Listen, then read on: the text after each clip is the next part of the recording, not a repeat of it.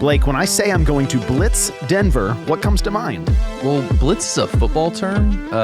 Toby, why are you trying to sack Denver? Welcome to the ChurchGear podcast, where we pull the tech out of the booth and onto the stage to share the most outlandish stories and hidden wisdom from the tech trenches. And now, here are your hosts. I'm your host, Blake, a man who doesn't understand why Toby is trying to tackle the entire state of Denver, and I'm here with my co-host, who believes he is strong enough to body the entire state, which I now realize is a city, Toby Walters. So, first off, yes, Denver is a city, not a state. What state is Denver in? It's in Colorado. There's a lot of states, though. I really want to throw this out here that are, the city is so the only thing in that state that that's what you think of. I'm not saying that's Colorado, but we all know those ones that are out there looking at you, Little Rock, Arkansas. And also, I think this is the first podcast ever that you said, I'm your host, Blake, and you didn't say your last name. Last name's unimportant. Everybody's wondering right now, did we finally replace that Hodges guy with a better Blake?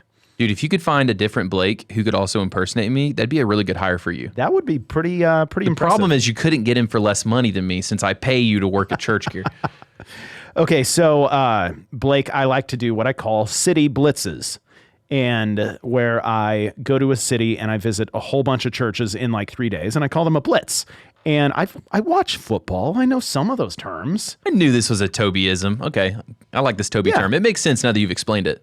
So my most recent blitz, depending on when this episode comes out, but was I went to Denver, and I got to visit a whole bunch of our friendly church partners in Denver. Blake, you've been to Denver once now? Yeah, once with you, and it was amazing. I had a great time. You didn't invite me back on the second trip, so I know how it went for you. Yes. And there are a lot of great cities in America, and I'm going to totally put Denver in that category. I've been there, I'll just call it twice, because really I've been there 3 times, but the third time was just essentially at the airport. Yeah, that doesn't count. And it's one of those cities where I wish I had a reason to go there more often. Like I wish instead of, and my dad listens to this, Dad, can you move to Denver so I can visit you in Denver rather than in Dallas-Fort Worth? That would be amazing. Denver has the prettiest yellow fall leaves I've ever seen, and it has Nick Kofal, who I like talking with. So, I mean, take me to Denver. Nick is a total stud. And I did get to go back to Summit and see some of our friends. Nick wasn't there. He was out of town. But I got to visit, Flatirons Church. You remember Tyler Kanashiro, our boy? Tech, yeah. Talked to Tyler on the phone recently. Went to Cherry Hills, so this might be confusing for some of our listeners. I went to Southeast Christian, and they're like, how did you go to Louisville when you were in Denver? But there's a Southeast Christian in Denver as well. And our buddies there, Eric Dabbas and the team, great guys. And I got to, for the first time, visit, it's called Brave Church. And so Brave is one of those churches that launched about 10, 12 years ago, and they just had explosive growth. Like they're doing things right. And so, the spirit is moving and people are coming. And so, Blake, as you can imagine, I can't imagine that you get this having worked at ChurchGear, but sometimes things work better than you think they're going to work, and then they grow like crazy, and you have to figure it out as you go. And sometimes more is not always better, or it is, but it's more painful than you imagined.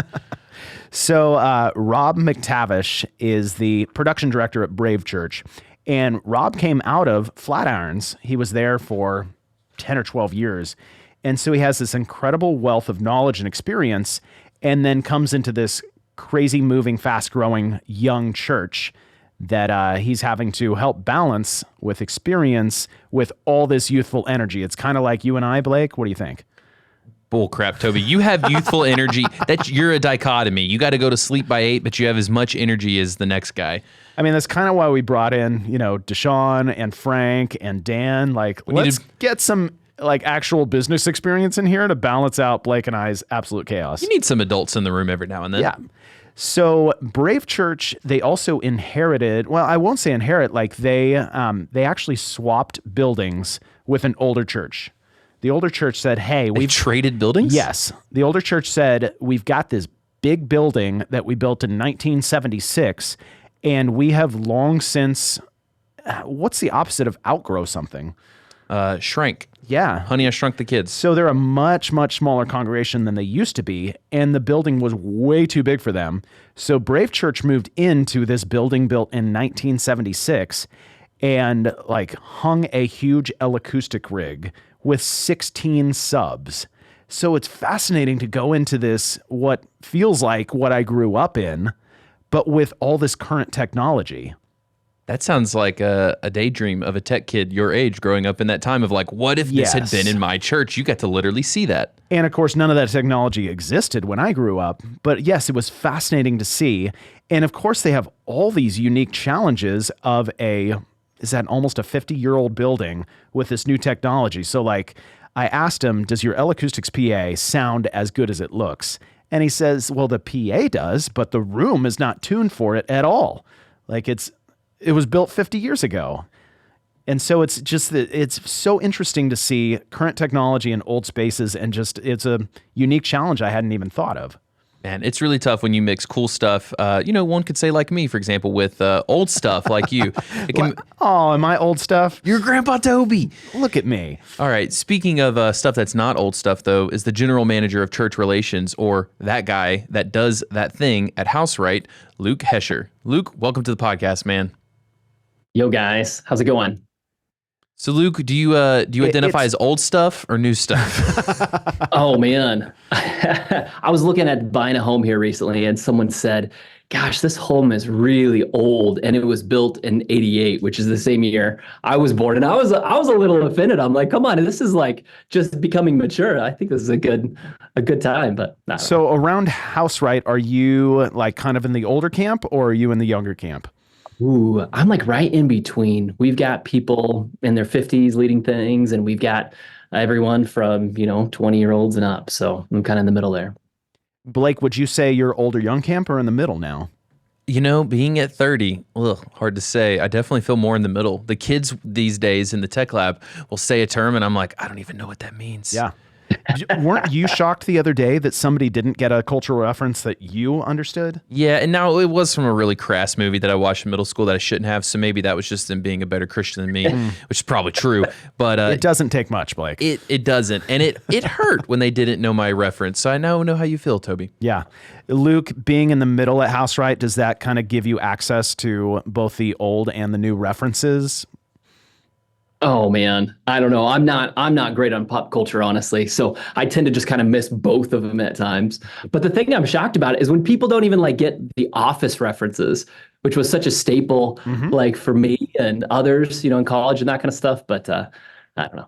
Blake, what was step one when you got hired here? Fill out my W-2 for $0 a year. But number 2 step was to watch The Office. He watched all 9 seasons of The Office while, listing gear on eBay and Reverb? Some things don't scale. We talk about like growing pains. We used to have to manually copy paste all this info onto all these platforms. But I watched The Office. Who couldn't watch The Office, though, is Luke, because on his 5 Truths and a Lie, his first one is, I don't own a TV. Wow, look at that segue, Blake. I'm honestly a little impressed by that. That's pretty good. That's pretty good. It only took 110 episodes. Number 2, on a whim, I moved overseas when I was 17. Are you even allowed to do that? He could fit right in Ireland. True. Number 3, I got my start in production running slides on an overhead projector. Blake, what's an overhead projector? That's the projector that is over my head and gives me anxiety. I'll tell you guys, working at ChurchGear now, I look up all the time in venues, and I'll see these speakers hanging, and I'm like, nope, I'll switch seats. That's why licensed integrators exist. And I am so thankful for licensed integrators. Number 4, one time I got fired for calling my senior pastor a... Say it. Don't bleep it out. A bastard? Yes. Okay. Number 5. I so want that to be true. Number 5. Once I worked too many late nights on a Christmas production and started hallucinating. That's probably why he called a senior pastor a bastard. Number 6. I'm working towards exploring every national park in the U.S. with my family. That sounds like a fun one. All right, Blake. I'll let you go first. I don't necessarily have one. I'm gonna say the 4th one, the insult to his senior pastor, that's the lie, and he's like, I'm gonna go for it here. Okay. I'm wavering between the first one and the last, but I'm gonna say that he does own a TV. See, I left that because I thought, what if this dude has like a computer monitor that's real big that he's hooked up? Okay, Luke. Totally, that could work. Toby's got the no TV and I've got the no getting fired. Oh man. So the one lie here is getting fired for calling my senior pastor a bastard. Yes, I finally got a point. I wanted that story. Yeah, so that I didn't get fired, but I did call him that. Yes. I'm going to try this out on Toby later. It was pretty great. Blake, so let me preemptively say you're fired. Yes, please give us more than anything on earth. So I was running late to a couple meetings, and I was in the car driving to work, and I had a meeting first thing with my pastor. And so I grabbed up my phone and just voiced a text and said, "Hey, pastor, I'm running a few minutes late. I'll see you soon." And so I get to the office and I come in the door and my pastor busts out of his office. And because he saw me walk in, busts out of his office and just started dying laughing.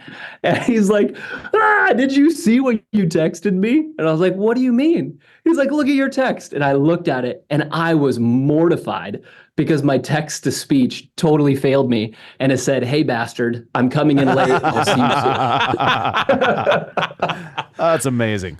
Voice to text will do that. That's how Tech Yeah got started. I tried to say heck yeah to Toby and it turned into Tech Yeah. You just never know what the voice to text will do. Toby, you're a big voice to text guy. You ever sent something crazy to someone? All the time.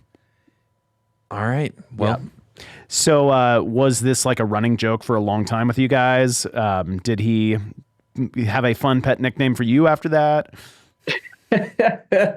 We had quite a few chuckles about that, but yeah, it was a good time. I was just really thankful he was so gracious and like had a good sense of humor about it. So Blake, I need to just, stop and take note right here that you won this round of 5 Truths and a Lie. I just want to recognize that you finally won one. I give you this point. Things are going too good. You said I had a good segue. I won this point. Something very bad is going to happen to me later I'm totally on in this setting episode. you up for the actual firing everybody's been waiting for. Okay, so Luke, explain to Blake what an overhead projector is. Oh man, yeah. So like back in the day, I was that kid sitting on the front row that had the projector that you had to put transparencies on top of to like cast the lyrics up on the old dingy brick wall for everyone to sing whatever songs it was that we were singing back then. Yep. And occasionally, did like hand motions on the projector and all that kind of stuff. So shadow puppets. Awesome. Blake, can you see it in your head now? I can, but now I'm thinking that's a logistical nightmare. Like through the whole song, you're having to put a different slide on this for someone to sing the lyrics? It was usually one slide per song because, they're 8.5 by 11 pieces of paper that they're transparencies, but that's usually the size of them. So it put all the lyrics up for one song. Yeah. Is that how you remember it, Luke? Yeah, and then you might move it for like the verse and the chorus. Yeah, like that's what I was envisioning. The top or whatever it was. Yeah, but it would just be one slide. So that was awesome. We don't miss those days. Yeah, that doesn't sound fun. But what does sound fun is you hallucinating. So tell us about you hallucinating from a Christmas and what'd production. you see? It was the 80s, man. It was the 80s. Yeah, so that was early on in production. I was working at a church and we did production at a pretty fun and large scale and all that kind of stuff. And I was doing about 90 hours a week for weeks on end. And it finally just caught up to me. And one night when I was going to bed, I ended up seeing these just crazy images that I thought were real. And so I was driving down the road trying to get away from these things that was like chasing me. And anyway, it was a crazy deal, but came to realize it's not probably a great idea to work that much and, maybe work a little smarter instead of just harder in the future. So you could like legit write a book that says church productions like being on LSD. Or church production almost killed me. That's terrifying. You were operating heavy machinery while running from hallucinations from a church Christmas production stint. Oh man. Wow. The things you do, right? Did you make the call of saying, hey, I need to pull back a little bit so I don't kill myself and work a few hours less going forward? Yeah, unfortunately, that probably took me way too long to learn was the balance, right? in production, it's always difficult where you go, like, there is this connection correlation between what we do and the effort we put in, the experience people have, and the fact that salvations like are the thing that we're driving for, right? And so what we're doing really matters, and we have a lot of passion about it, but there's a balance in there too. And yeah, it took me a little bit too long to figure that out. At one point, I remember driving home, and it just hit me that I wonder if all this work that I'm putting in is really because of calling and passion and what I'm supposed to be doing, or am I doing all of this because there's some pride, there's some ego, there's something else at play here too. So that was a pretty pivotal moment in my life to try to figure out, okay, we've got to do really well. Like, services are crazy important, right? But also there's these other things that we can't outsource. There's these other things that are really important too, like our families, that, no matter what, we can't bring someone else in to help with our family, right? So how do we not miss those things? How do we get critical things in our life, like sleep and exercise and hobbies and fun, and not neglect that stuff while also crushing it at ministry?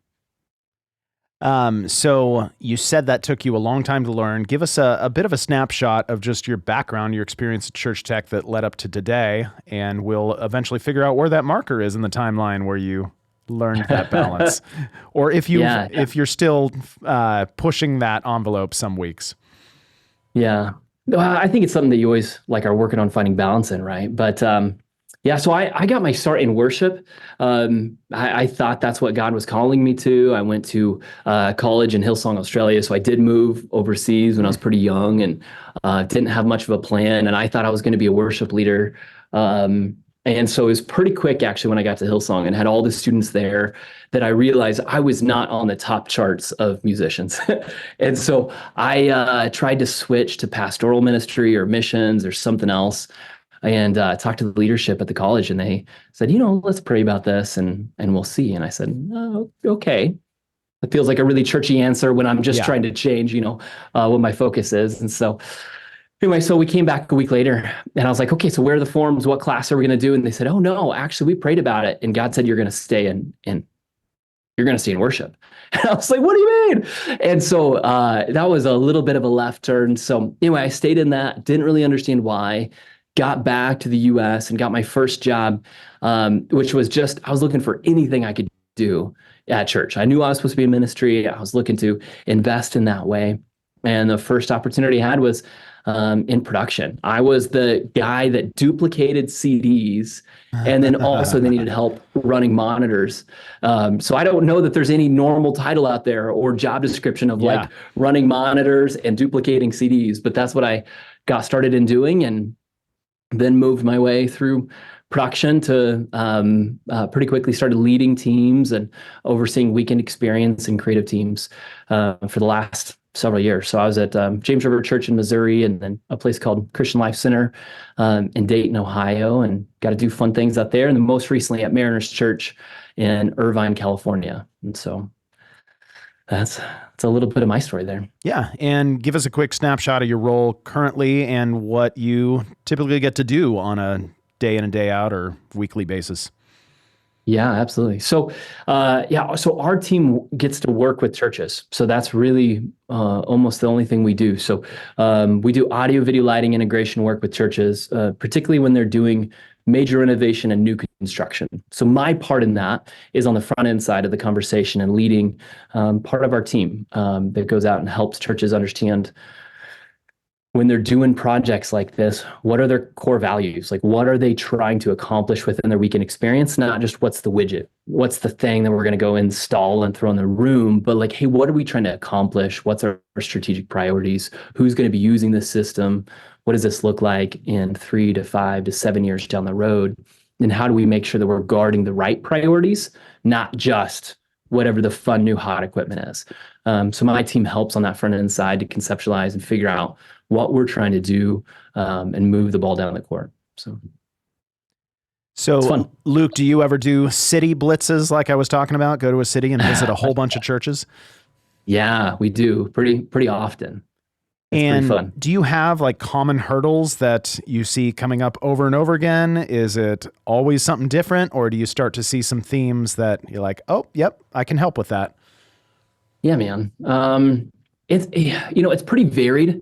There's all kinds of needs out there, but I would say that it's pretty consistent that when we're talking to churches, they're a lot of times figuring out how do we do this better. I think everyone's trying to figure out that, and what's the path forward? Is it gear?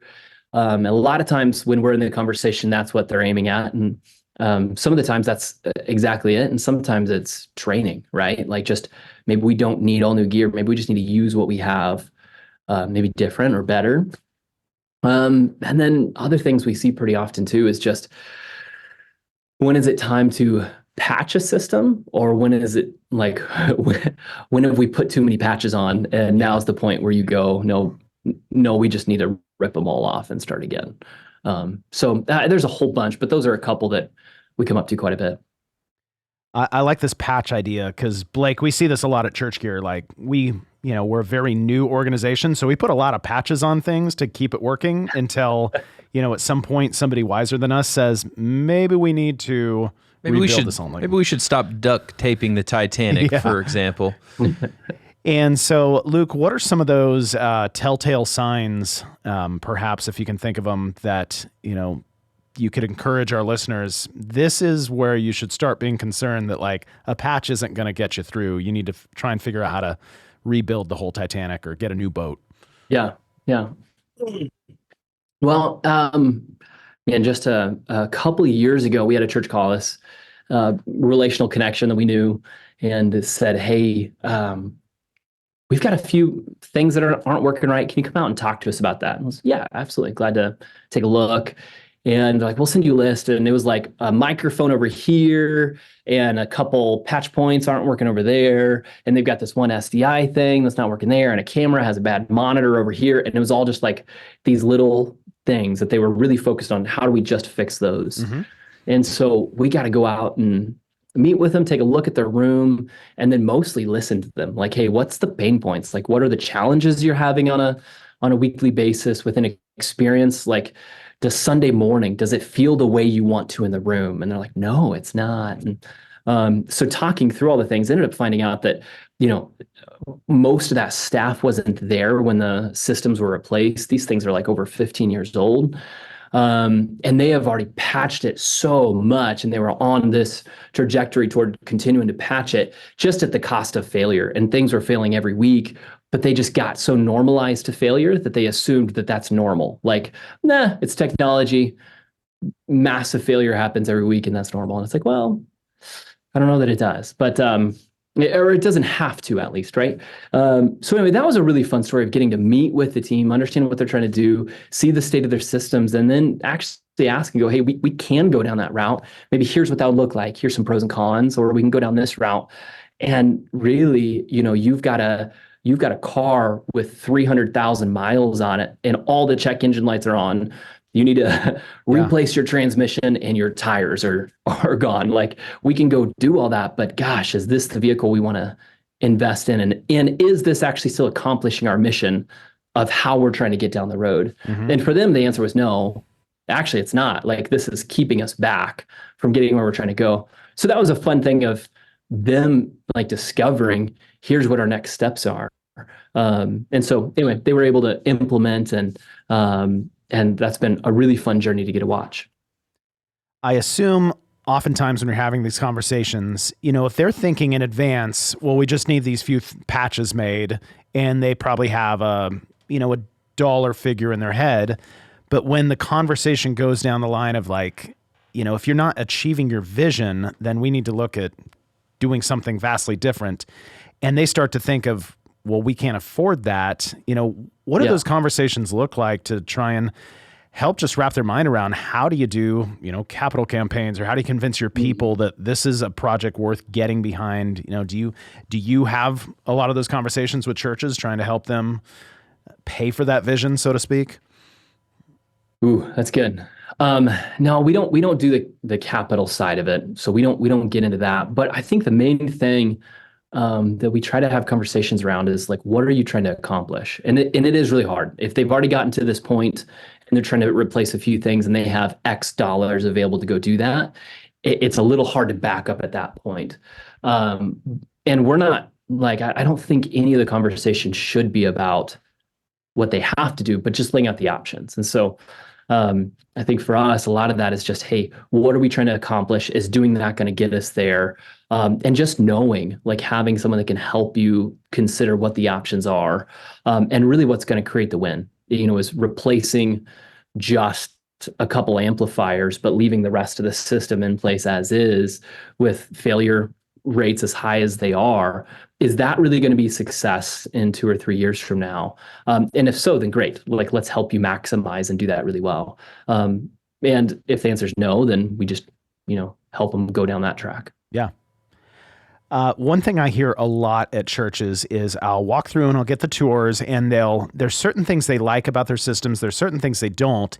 And one thing they constantly say over and over again on things they don't like is, yeah, I don't like it, but that's the way the person before me wanted it and put it into place. Is there a way to mitigate this reality? Like, do you advise people on, I understand you like it that way, but let's look at it in the long-term health of your production people? Yeah. Oh gosh, we see that a lot too. It's complex, right? And there's so many options out there. It's not like there's one right choice. And actually, in ways, it would be easier if there was just one right choice. Yeah. I mean, the one right choice is the house right. I mean, you got to start there, but that's funny. No, but like, I think there's ways to do it in which people are putting together systems of all of their favorites. It's like they're going shopping at O'Reilly's for all their favorite parts. And they're hoping that somehow that builds them a sports car. And they've never seen a sports car before, and they don't know what parts it takes to build that. I mean, you can get the coolest parts, and it doesn't actually make the best car, right? Yeah. And not to say that that's all of them out there or anything like that, but there is a way that, and I've been prone to this in the past too, is you build systems around your preferences and what you know and what you like, as opposed to like what is holistically going to work together best. Maybe stepping back from technical preferences and going, hey, what's leadership trying to accomplish here? Like when we look at the scope of our experience and what the priorities are on Sunday morning inside the room, what are they really trying to accomplish? And does this kind of a system help us sustainably get there over the long term? Are we looking for the best audio console that with all the tools and all the amazing things built into it, because you can run it and you're smart enough to do it? Or are we looking for that console that is going to be reliable, it's going to get the job done? Gosh, it sounds good. Maybe it's not on every tour, but it's a sure heck of a lot easier to train volunteers on. And if you get hit by the bus on Sunday morning, gosh, you can get any of those jokers out there to come in here and they can run that console on Sunday morning. And someone doesn't have to have a degree to step in here and go, golly, how do I make this thing happen? So, I think it is a lot about, not about preference, but about what are we trying to accomplish here? Like what's the vision? What are the values that we're trying to protect?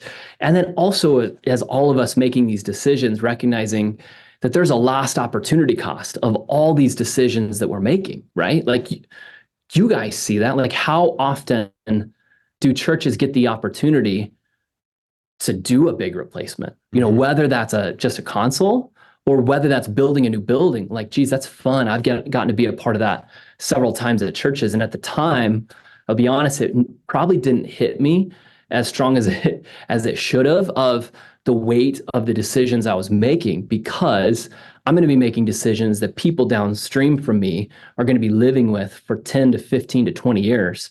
Because if we get it wrong, it's not like a lot of businesses or organizations where they go, bad decision, you're fired, let's get some new gear in here and make it right. A lot of times it's the lost opportunity cost of going, you know what? We don't like that system. We don't like that. But instead of paying more money to replace it, we're just going to live with it now for 10 to 15 to 20 years until it just totally flat out dies. And then we come in and replace it. So, I mean, it's these opportunities we have are both really fun, but they're pretty weighty too, because that's going to be sitting in that room for quite a while. Yeah, I was thinking, I love the analogy of just grabbing your favorite parts at O'Reilly's to build a sports car, but you've never built a sports car before. And I'm also thinking of the brand new tech that comes into a church. He has the least amount of trust and the smallest voice of anyone to be able to say, hey, this system is just it's not well thought out.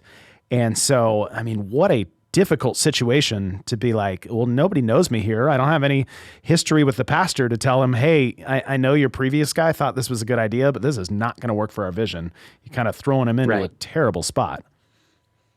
Yeah. What advice do you give that guy that's like, that guy, that girl, whoever is in that position where now they are living in the world of tech that does not work, and now they are the ones that have to live in it, even though they didn't make the decision? Yeah, gosh, that's a great question. Well, I think one, it's crazy important that we aren't people that always throw the gear under the bus when there's failures. Now, a lot of time it might be the fault of the gear, right? But sometimes it's a failure to plan on our side, to put contingencies in place, to have backup systems in place, because everything fails at some point. It's just, did we anticipate that failure or not? Like, it's going to happen. But I think there's there's the planning, and then there's the training side too. And even just having a community, having people around that can help, that are down the road, maybe a little bit further than you, that can help coach and share and transfer knowledge and advice to say, hey, if I had this system in this way in this room, maybe here's what I'd start at. Here's what I'd be looking at. One of the cool things with how networked we are right now in this world is that there are so many great churches doing awesome things. And it's pretty easy to find those people out there and be connected.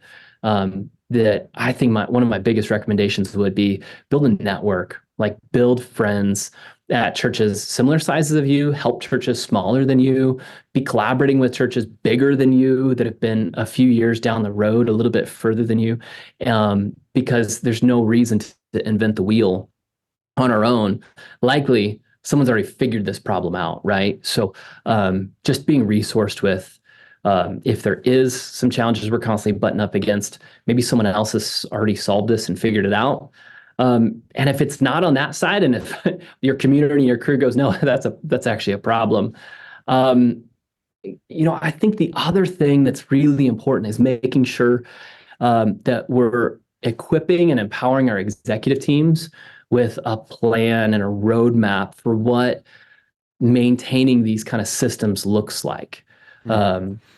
Because you guys are from churches, you guys know it, like executive teams, a lot of them are in the place they are because they've been doing this a long time. They have great experience. And most of them have a good handle on what it costs to maintain facilities, right? Like they can look at a parking lot and it's amazing. I've sat in those meetings and they go, I bet it's going to cost X amount of dollars to repave the parking lot. It's like, how did you? And they're usually pretty accurate. Like they're like spot on, and or like, we need to paint the whole first floor, and it's probably going to cost this much. And like they're spot on. Mm-hmm. They can guesstimate that. But when it comes to technology, there's such a black hole. Technology wasn't as big of a part or role as it is today, 20 years ago. So there's not that history. And a lot of times it doesn't scale from other businesses these teams might come from, for how integral these systems are and what we do. So a lot of times, facility cost and technology costs are two of the highest costs within churches. And so what I'm getting to is that, if we're not building out a roadmap, if we're not leading up really well to help clarify and communicate and set our executive team up for success, then they're just staring into a black hole and they don't really know how to help their technical teams very well. And so oftentimes that leads to us getting a black eye because, maybe we're that crew that's known as they always just want more money, mm-hmm. or they just like the shiny new toys or whatever it is. And that's not really the case, right? Like we want to do our craft with excellence and the best we can. And so we can help a lot by just building plans and helping to coach up and letting our teams know how we can create the level of success and experience that senior leadership is asking for and the resources required to get there. So I think this is such a fun opportunity to turn the spotlight around to the senior leadership. Even the senior pastor can often, because I identify a bit with a senior pastor just being the founder and visionary of ChurchGear, that I'm kind of that person driving the vision, and so I get distracted by shiny fun toys. And so Luke, Right. I don't know if you've ever gone to a church and thought, why do you have a 20-year-old point source audio system that's failing, but you have 5 brand new LED screens? And they say, because that's what the senior pastor wanted. So, what advice do you have to production people to lead up, to coach up, to help their senior pastor, their leadership team, just understand the cost of all the systems together and maintaining it? And it's a very tricky thing to have a voice. Yeah, absolutely. That's good. I think there's a few things in there. And I don't, I wouldn't be the one to write a book on this and say, here's what all the answers are. But I think the couple things I would want to do is, in that I've enjoyed doing in the past, is to be known as the person that says yes. Like, right. So if leadership says, hey, we want to go, we've got this amazing idea and we want you and your team to go X, Y, Z. If that's the vision, that's what they're trying to accomplish, I want to say yes. And it's okay if it's a qualified yes. Maybe it's a yes, absolutely. Hey, by the way, this may cost $500,000 and we can't get to all the rest of this stuff this month. Is that okay? Or whatever it is. I heard Jill Gilley, she's at Eastside Christian Church and just a fantastic leader. I saw her at a conference leading a thing, and someone on I heard her coaching someone on her team. And he had said, oh, no, we don't have that. And she corrected him really quickly. And said something to the effect of, oh, hey, that's probably not how we want to lead. Maybe we should lead with an answer like, yes, it just may cost more than we expected. And I was like, that's brilliant. Because the person's like, hey, I need another microphone here tonight. And it was like, oh, that's like a really big, but her perspective is, yeah, anything's possible. It just may cost a little more than we were thinking. And so I think, back to the question of if leadership is going, hey, we want LED walls everywhere and the rest of the system is dying. And I think, if that's what leadership is valuing and that's what they see is going to get them down the road, then great. If you have the opportunity to ask some questions to say, hey, help me to understand values here, so that I can help protect those values beyond just the upgrade or beyond just getting LED walls. Does this speak to other experiential values that as a technical director or video director or whatever you are, that I might be able to carry this out in other ways too?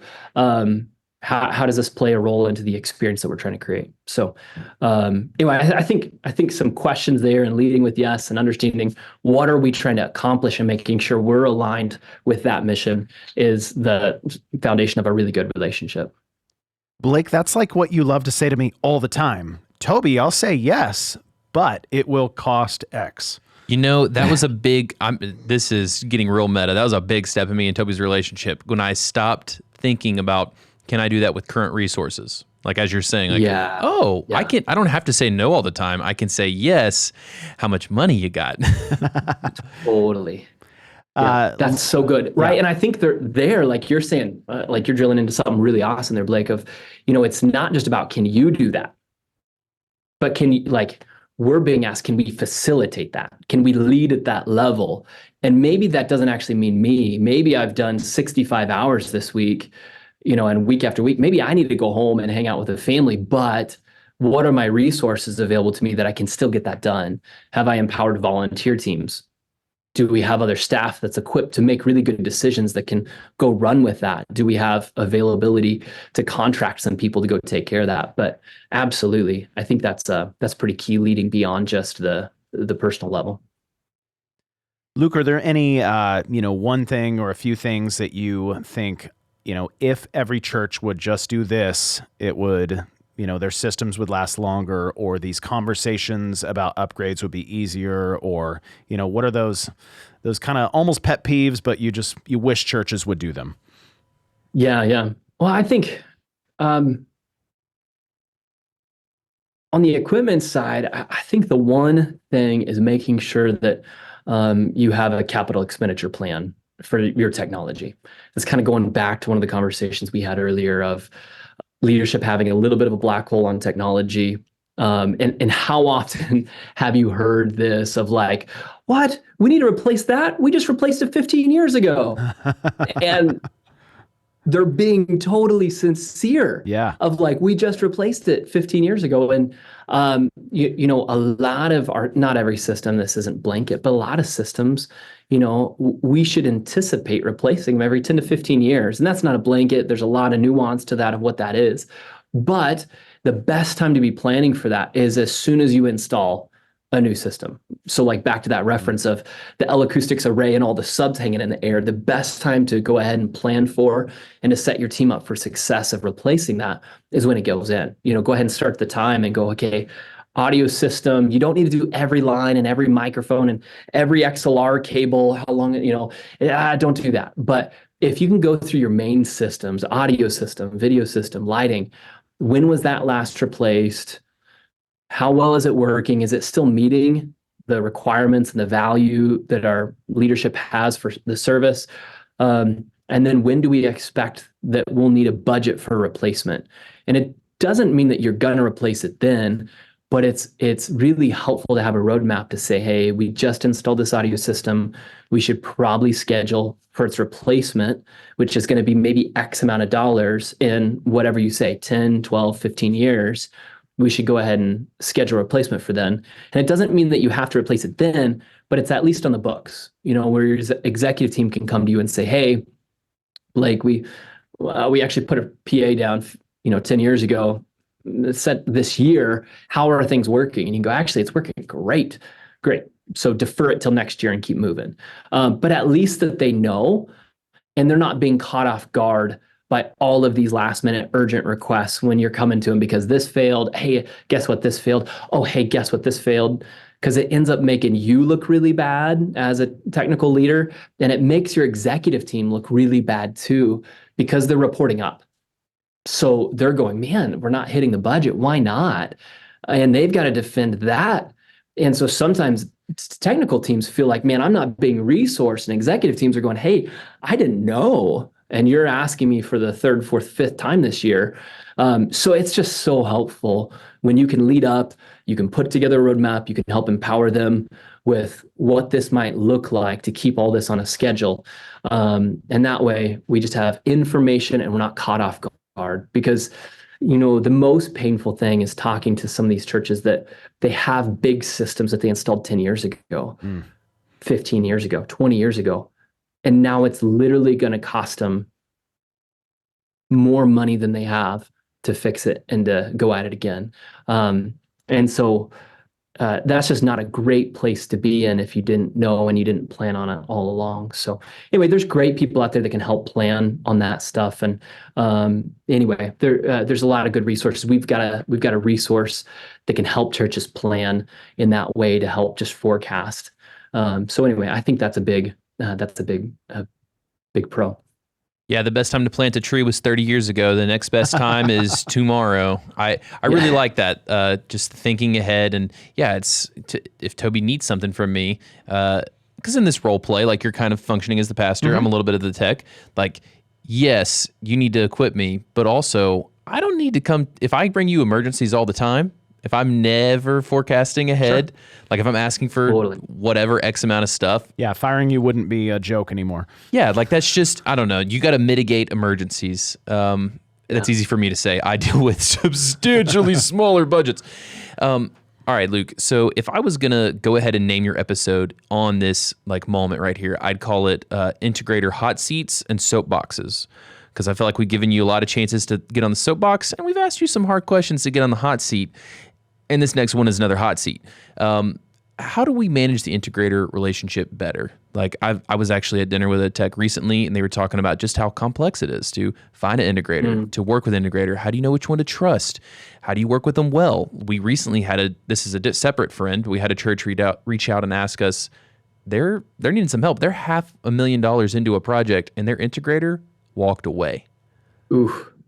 Yeah, that feeling in your gut, like that hit all of us here. I mean, how do you avoid that moment? How do you work with one well? Like, also, we should say in this moment, Luke didn't pay us to be on the podcast. No. Nobody can pay to be on the ChurchGear podcast. We just genuinely... Oh, you can pay. No, you can't. We will accept payments to be on the ChurchGear podcast, Tom.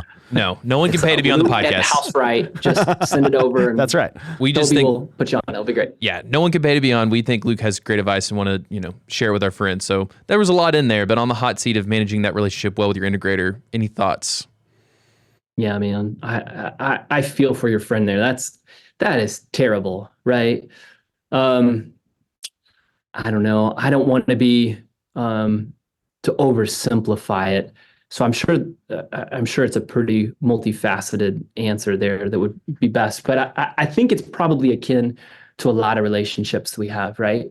Where, I think you want to find people that you genuinely trust. Like find people that are in it for the right reasons with you. They're not just selling insurance kind of thing because they just want to collect a paycheck. I think it's pretty important to be building partnerships, like relationships long-term, where you both need each other to win, right? The church needs the company to win because guess what? The church is going to be calling them back and expecting that company is going to be helping them for the next 10 to 15 years. So it's got to be a relationship more than just a transaction. And I've been caught in that at times too, of looking at relationships as transactions.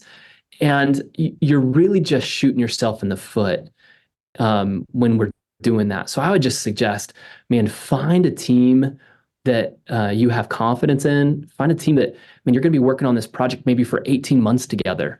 Who do you want to be working with for 18 months? Do you trust them? Do they feel like a good guys and good gals that you want to be hanging out with? And then, ask for references. Talk to other similar organizations and churches that have been down the road with them before. And I think the last one is just make sure that their pulse and their purpose aligns with your guys's, right? I'm sure there are some companies out there that are just trying to make a buck, but I know there's a lot of really good companies out there that really care about the church. That really cares about the church growing and excelling, where it's not just about profit, right? But it's about building long-term relationship and wanting to see them win, because that's definitely our heartbeat. And I don't think we're the only ones out there like that.